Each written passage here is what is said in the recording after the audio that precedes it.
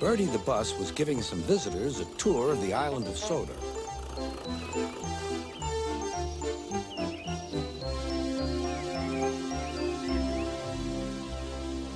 It was their last afternoon, and Edward was preparing to take them to meet Bill and Ben. He found it hard to start the heavy train. Did you see him straining? Asked Henry. Positively painful, Remarked James. Just pathetic. Grunted Gordon. He should give up and be preserved before it's too late. Shut up, burst out Duck. You're all jealous. Edward's better than any of you. You're right, Duck, said Boko. Edward's old, but he'll surprise us all. I've done it. We're off.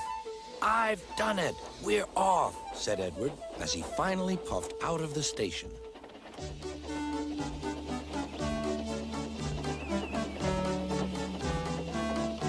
Bill and Ben were delighted to see the visitors. They loved being photographed. Later, they took the party to the China Clay Works in a brake van special.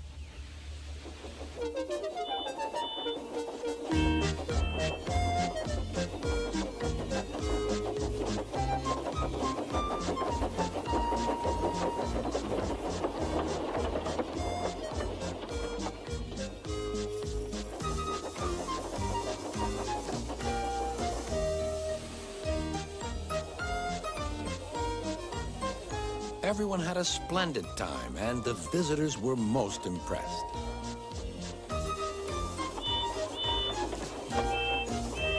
Then Edward took the visitors home.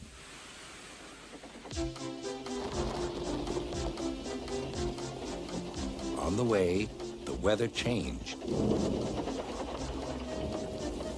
Wind and rain buffeted Edward. His sanding gear failed, and his firemen rode in front, dropping sand on the rails by hand. Suddenly, Edward's wheels slipped fiercely, and with a shrieking crack, something broke. The crew inspected the damage. Repairs took some time. One of your crank pins broke, Edward, said his driver. We've taken your side rods off. Now you're like an old-fashioned engine. Can you get these people home? They must start back tonight. I'll try, sir, promised Edward.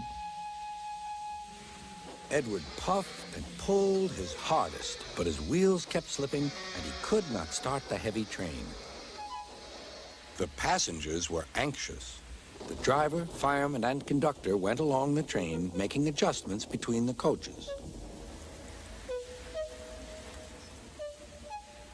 We've loosened the couplings, Edward. Now you can pick up your coaches one by one, just as you do with freight cars. That'll be much easier, said Edward.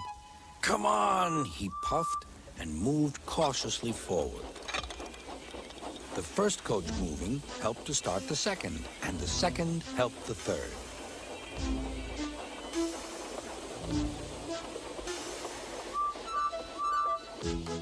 I've done it! I've done it! Puffed Edward. Steady, boy, warned his driver. Well done, boy! You've got them! You've got them!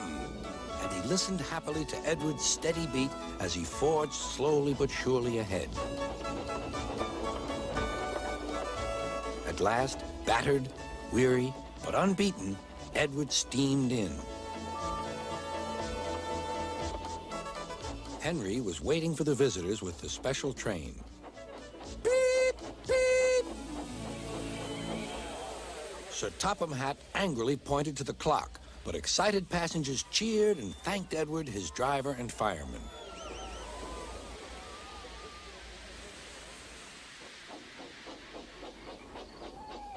Duck and Boko saw to it that Edward was left in peace. Gordon and James remained respectfully silent.